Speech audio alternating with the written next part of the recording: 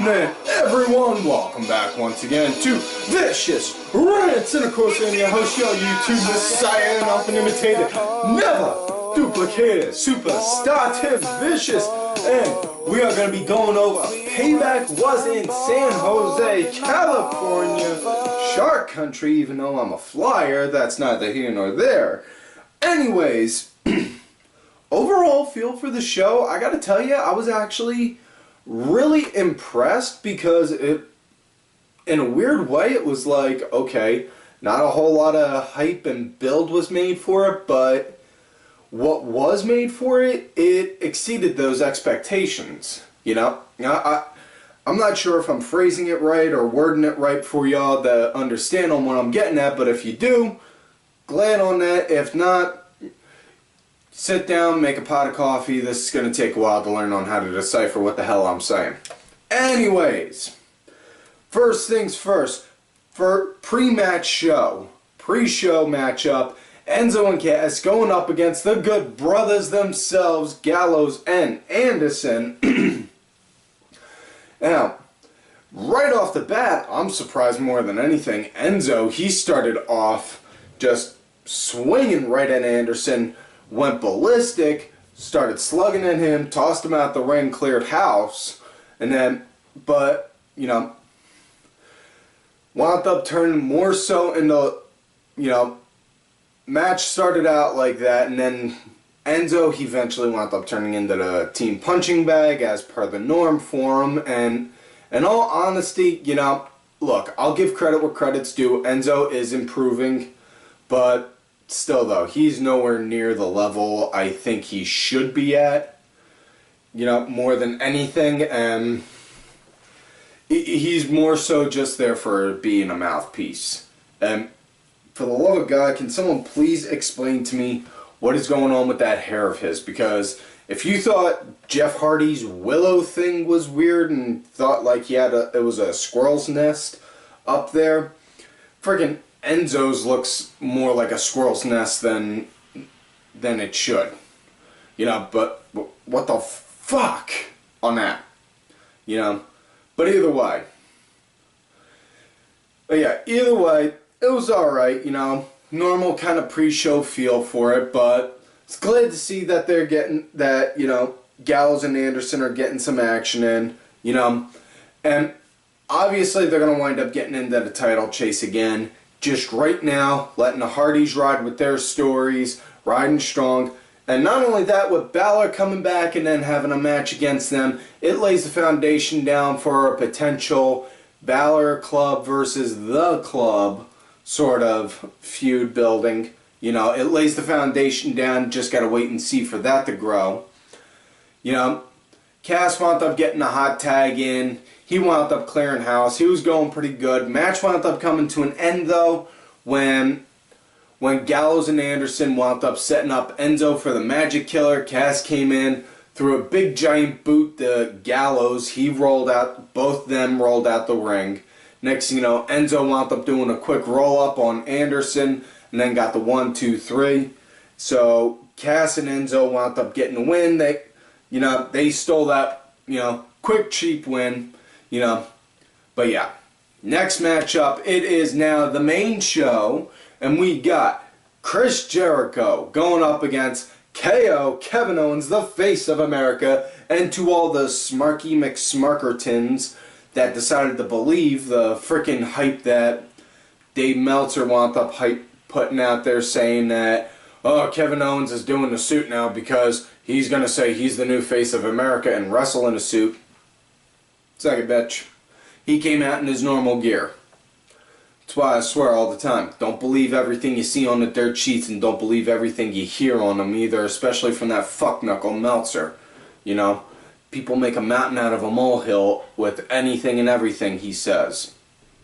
Either way, though, this match, Jericho started off real good, nice lead. You know, Owens, he wound up picking up the pace, wound up becoming real aggressive real quick when they got outside. Threw Jericho up against the timekeeper's barricade and then did the cannonball right on there.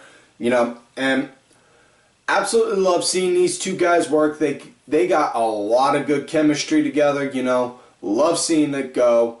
You know, sadly though, Jericho is going to have to wind up leaving soon. His band Fozzy, they're going to be dropping a new album soon, but, you know, enjoying the time that Jericho has, and this is quite possibly the greatest run Jericho has had since he came back in like 2012, you know, because, yeah, I mean, for crying out loud, the man wound up making a clipboard get over with the crowd, you know. How many people can do things like that? But either way, you know, wound up seeing, you know, as the match went on, had a nice back and forth pace for a minute, wound up seeing Jericho do this beautiful counter to Owens' pop-up powerbomb, had him up. Jericho did a head scissors, wound up turning it into a sit-down cover, and then got up, hooked the legs just straight out seamlessly. Did the head scissors, sit up, and then got up. The second he sat down, wound up hooking in the walls. Wound up hooking in the walls of Jericho. And again, Owens, just shades of WrestleMania. The one finger on the rope. You know, which makes a great argument because, you know, something to debate with people on this. Food for thought. You know, people say that, you know, people have no problem with Owens doing the one finger on the rope thing, but yet but you know, if a wrestler who's kind of semi-good goes and does something like that, like just lay their foot or a hand on the side of the rope like that, then the ref counts it as a rope break, then people shit on it. Yeah, I call bullshit on that. Don't praise one and shit on the other, you know. Because I may not like Eva Marie, but when she did that shit, when she did that shit and just laid a foot on the side of the rope like that, I chalked it up to as good ring work, you know. Just like with Owens, the one finger, good ring work, you know.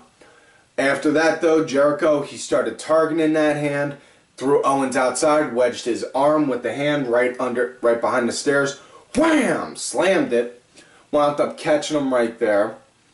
Wound up catching him with it and saw Owens, he was nursing it, kind of, you know, he was selling it that it was hurting real good. But anyways, match wound up coming to an end. Owens, he went to go and try and do the pop-up powerbomb.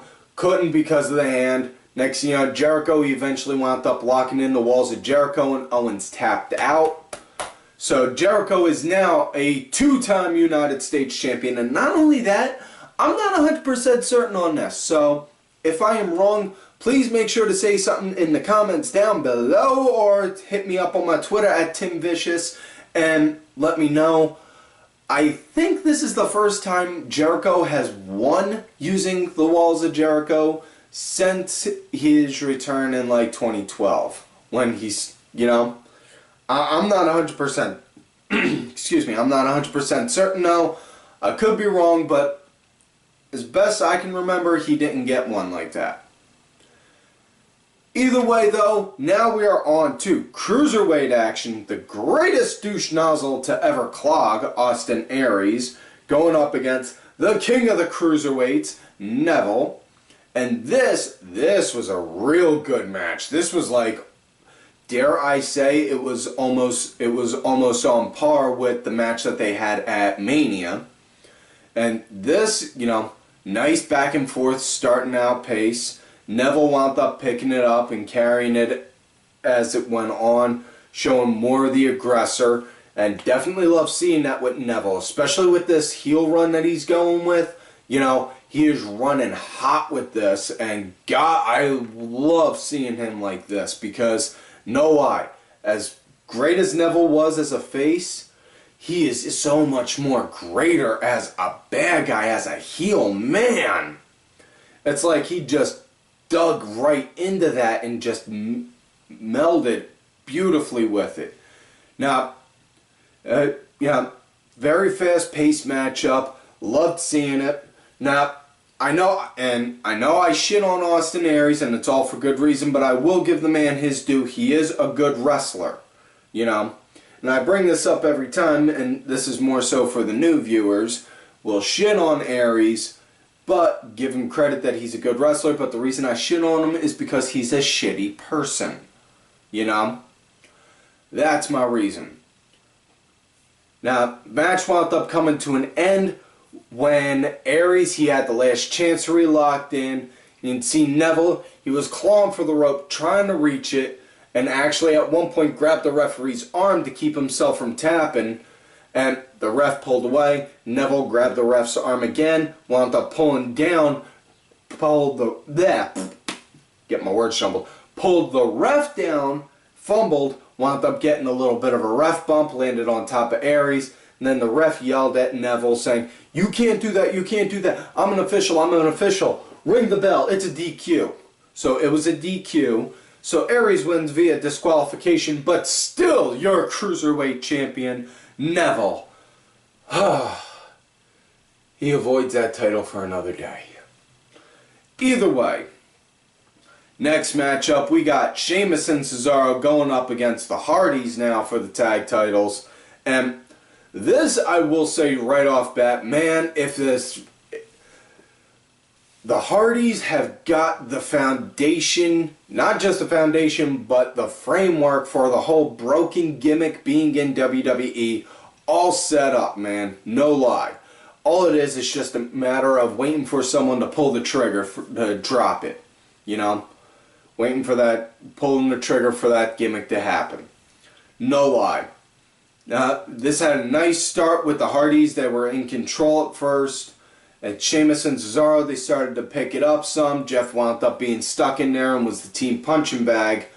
But would like to emphasize though, surprisingly, and I'm not sure this is the first time I've heard them chanting it since they came back, but was hearing Brother Nero chants. I haven't really heard that many since they returned, more so in regards to Matt with delete and obsolete and all that, which perfectly fine. You know, if anything, I was hoping we were going to get Vanguard 1 to come in at some point during this match, or has Swissguard his dilapidated boat. You know, especially since it just got a new gold paint job. You know, just imagine how cool that would have been. But either way, Jeff was stuck in there while Cesaro and Sheamus, they started mounting control. But Jeff eventually wound up getting a hot tag to Matt. Matt, he wound up clearing house. Absolutely, you know, as much as I love seeing Matt, as much as I would love to see Matt run with the broken gimmick in WWE, I'm loving seeing him bounce back and forth between his regular Matt Hardy persona and his broken. I'm trying to think.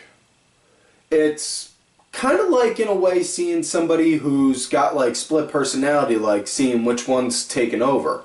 Kind of like that one scene in Altered State, you know? Old movie if you don't know, kids. But either way,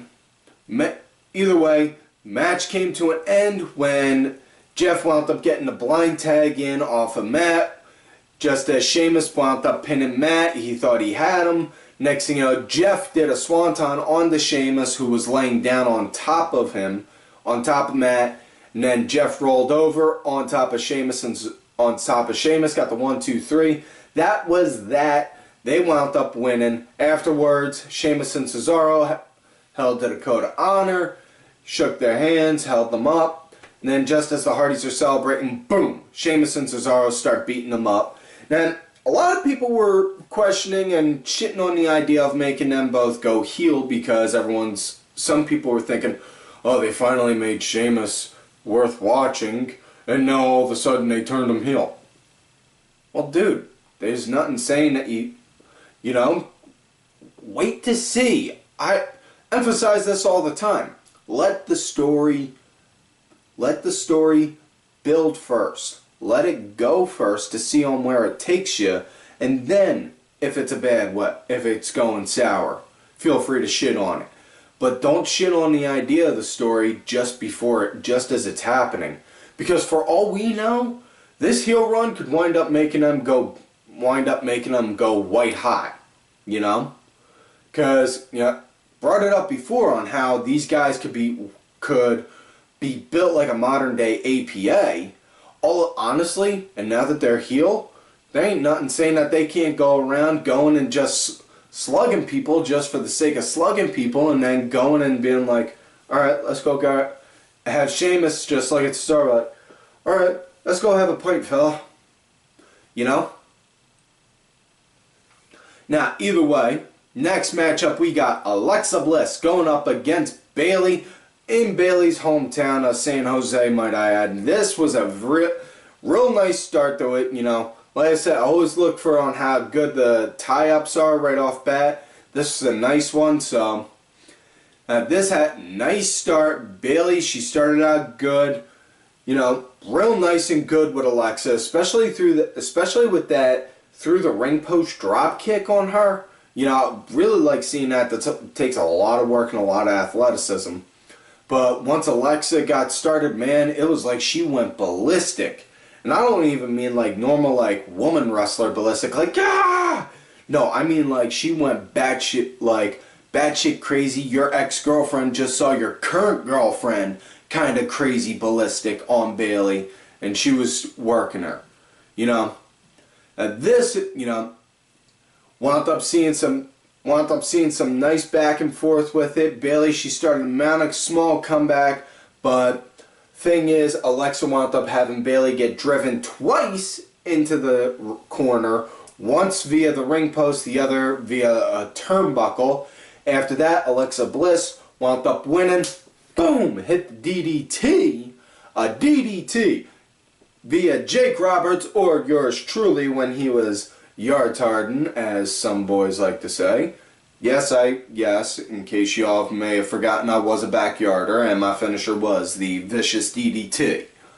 You know, wound up hitting a very nice crisp DDT, got the 1, 2, 3, so Alexa Bliss won, and now she is the only woman in WWE history to be a two-time SmackDown Women's Champion and hold the SmackDown and Raw Women's Championship. And you know, Rusev wound up making a big thing on Twitter saying, you know, and she wasn't one of those quote-unquote indie darlings that worked 10 years on, that was 10 years on the indies before winning it. Which, gotta give that credit on, because, don't get me wrong, as much as I love seeing some people going from the indies to WWE, still a firm believer, WWE should try and build their own natural talent and try and push them as well. You know, case in point, like what they did with John Cena or Randy Orton and Brock Lesnar even, you know. Guys like that. Those were all homegrown. Obviously, yes, Cena worked some local promotions, but you know what I mean. You know, he was more so just, he was there for a small bit, went to OVW, and then there. Randy, he went straight from OVW up. Same with Brock and Batista and all. You know, but either way, what I'm getting at is they should try and build more so of their own talent and then try to, you know, try and build it up. You know, best possible idea what they could do with the Performance Center, start talent scouting, you know, look for like these 19 or 20-year-old kids that are just wanting to get started in wrestling, bring them in, have them learn from guys that are from the coaches that are there, you know, like Shawn Michaels, Matt Bloom and all that, William Regal, and that way, by the time, you know, by the time that they're finally elevated onto the main roster, they got all that experience from those guys, you know, and then they got like another 15, 20 years down the road to work, and then there ain't nothing saying that they could go and wind up working as coaches themselves. And if they do, then next thing you know, they pass on all that experience and so on, you know. Either way, now that I got off topic, I'm sorry about that. Sometimes my brain does that. Either way, next up, House of Horrors match. Randy and Bray. This was a pre-taped thing, like the final deletion. This more so seemed like something out of Resident Evil, or like, you know, this seemed more like a scene out of like frickin' Resident Evil 7, man, like no lie. Randy, he was walking around trying to find Bray. They wound up brawling with each other inside this abandoned house, threw each other through walls. Bray threw a freaking baby carriage, like literally grabbed a baby carriage and wham, threw it at Randy. They wound up brawling out into a kitchen. Randy wound up having a refrigerator dropped on him, like literally a refrigerator. So, and then after that, Bray just walks out, stumbles out, I should say, gets in the limo, driver, take me to the arena. So, and they got cut in half, and then it got cut there. We wound up getting one match in between, and I'll get to that match in a minute. I want to finish this part up. After that match, which was Seth Rollins and Samoa Joe, we got this part, Bray's limo comes in, he hobbles through, he comes into the ring just as his normal entrance, just as the lights turn on, boom, Randy's there, slams a chair over him, Randy starts going ballistic on him, beating him up, winds up hitting one Sister Abigail, gets ready to go and go and nail another one. Next thing you know, boom, Bollywood Boys and Jinder Mahal come out. They wind up starting thrashing Randy something fierce. And then next thing you know, Bray winds up hitting the Sister Abigail on Randy, gets the 1, 2, 3. So, and I'm not going to lie, I was legitimately shocked that Bray won this one because I thought Bray was going to lose because normally on how he goes with feuds, he tends to lose the big ones, the climax of the feud. But thankfully, through the grace of God, Bray won this, and now, gets to move on, going into Raw, going against Finn, eventually starting up a feud with Finn Balor, and the entrance battle between Bray Wyatt and Finn Balor is then going to commence because who's going to have the more cooler, freaky entrance? Bray Wyatt, who has the lights out with all the lights, or Finn Balor when he comes out doing the demon entrance? That's your call. Either way, though, back to the lecture at hand. Jinder wound up continuing to beat him up after the match, and then held the title up that he stole the title from him, and then held it up. Honest to God, I'm really hoping Jinder does win. Really hoping Jinder Mahal does win the title. Would be a nice fresh face to see in the title picture. But either way, moving on. Now that that's done, now we're on to the match that was in between the pre-tape part and this part. Seth Rollins versus Samoa Joe. In which case, Nomina Patria Filho Spirito Santo to Seth Rollins. Hope you've had your last rites given to you because you're going up against Samoa Joe, and he looks way madder than usual. Whew. Now this had a real nice feeling out process, nice back and forth. Definitely can thank Ring of Honor. Definitely thank you to Ring of Honor for giving us these two guys, Samoa Joe and Tyler Black. Definitely love seeing these guys work. I think they brought up before, this is like the first time in like 10 years or something that they were in the ring against each other, but on one-on-one. But either way, this was a real good match.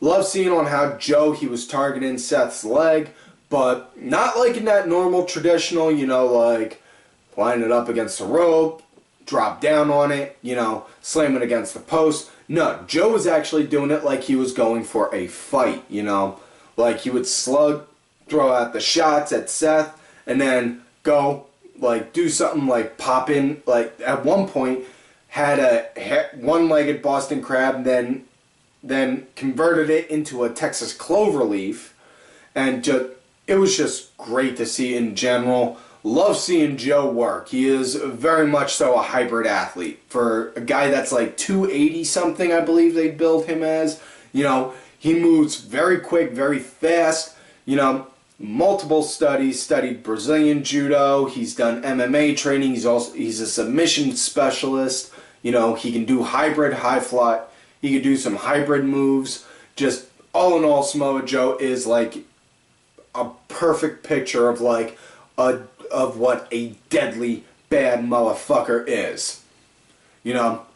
I At Seth, it was nice seeing Seth working his way, because when he was mounting his comeback, it wasn't like, yeah, I'm back now. No, it was actually Seth, when he was mounting his comeback, he was doing it, but it was more so at a slower pace, and he was selling that his knee was hurting, which I absolutely fucking love, because that really does annoy me. Like, we'll see, like, we'll just say for the hell of it, somebody goes and targets the opponent's shoulder that whole time during the match. And then once they start mounting the comeback, boom, boom, boom, they start working, they start using that like it never happened, like nothing never happened to it. That just takes away from the targeting. You know, whereas if you're, you know, Seth, he was moving a little slower, he had a little bit of a limp in his step, but match wound up coming to an end. Joe wound up getting the Coquina clutch in, and just as he did, Seth dropped down and actually threw himself on top of Joe while he still had it in. And the way he fell down on top of Joe, and as they both landed on the mat, Seth was on top of him, so it was like a pin via WrestleMania with Bret Hart and Rowdy Piper. And then ref, 1, 2, 3. So Seth wound up sneaking in that win, and God have mercy when Joe catches up to him for stealing that win. Man, that's not going to end pretty. Now, either way, now we're on to the main event of the night, and dare I say, this was my favorite match of the night. Braun Strowman versus Roman Reigns. Roman, he comes out, you know, bandaged up, looking like he's been on the ass end of an ass kicking for over a month, which, you know, you get thrown through a table, then have audio equipment crate slammed against you, then thrown off a ramp all strapped to a stretcher, and then beaten up in an ambulance and having an ambulance flipped over while you're in it. Yeah, I can understand that kind of a look. But either way, he wound up, definitely was nice seeing that. It was, and not only that, Roman, he was selling it like his one arm was like pretty much immobile for a majority of the match. Roman started out just as he got in the ring, boom, started swinging at Braun, trying to throw him off game. You know, worked for like a hot 2 minutes, and then next thing you know, Braun just went straight out murdering him. Just started murdering Roman ungodly. You know, and the psychology in this match, I loved it, because Braun just looks like, the way they keep on making Braun built, it's not like he's got this Goldberg unstoppable build. It's more so like he's this, like as they bill him, monster among men. Like this big giant dude, like, holy fuck, who in the hell's gonna be able to stop this guy? You know? And Roman, he started to mount a comeback, but when he did, it was very short-lived. But did manage to get in a spear. When he did, got the pin 1, 2, and you'd see Braun just pushed him off. And then Braun hit the running power slam on him, got a kick out, and then Braun wound up hitting another one again, got the 1, 2, 3. So Braun Strowman won this match. And then after that match, then he proceeded to do a post-match beatdown on Roman and just slammed him down on a thing of stairs that he had set up inside the ring. And Roman, I'll give him credit on that, because afterwards, he walked all the way from the ring all the way up to the announce table, which was by the entryway. And then, excuse me, after that, got to the back. After he got in the back, he fell down to one knee and then started coughing up blood. Couldn't tell if it was like from a blood capsule or if it was legit, but you know, either way. And then as they were getting ready to load him into an ambulance, Braun came back running like a fucking bull. I'm not finished with you. Roman got out the way just in time, and Braun literally slammed into the ambulance door so hard he popped the door off the ambulance altogether. And then Braun, half out of it like this, coming after Reigns. Roman wham, wham, wham, slammed the door on him a few times. So, obviously we're going to get a rematch between these two, and 10 get you 20, it's going to be an ambulance match, you know? So, yeah. Now, either way, that is it for this week's show, folks. So, please do not forget to like the video, subscribe to the channel, go back, watch some of the other episodes. Make sure y'all look for me on my Twitter at TimVicious. Do also have another account, Tim_Vicious. I am also out there on that Facebook gimmick, Tim Ash. And folks, make sure y'all follow these cool ass cats right here on the Twitter. Axel Mulligan, make sure y'all check out Axel's newest project, Brit Wrestling Review. They talk about British and European wrestling. Sunday segue to Felicia Sabrina, cranky asshole, Aaron_Deborah. My executive producer, Oliver Ben, who did provide the music for this week's show. Make sure y'all check out the music. It's out there on iTunes, Spotify, and such. Also, make sure to hit him up to get one of these Ali Ben shirts too, as well as my client, Front Bitch Forever.